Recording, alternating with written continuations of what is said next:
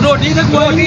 खाने जलील करना सानू सारी माम आई है रोटी खाने वास्ते कोई रोटी नहीं जलील किया इन्होंने सब ड्रामे ने जी इत्थे आओ फलाना लंगर टिंगड़ा लंगर सब झूठ है सारी चुगिया सब को इंटरव्यू लेके पूछ सकते हो तुसी पूछ सकते हो मानी कुरानी इन्होंने पूछो हर बंदा कह रहा जी असि किसी ए देखो जलील होके जा रहे हैं सारे जलील होके जा रहे हैं तेरे कैमरा मारो ए सारे जलील होके जा रहे हैं वापस जा रहे हैं ना इसीलिए वापस जा रहे हैं आगे कह रहे हैं हमारा कुछ भी नहीं है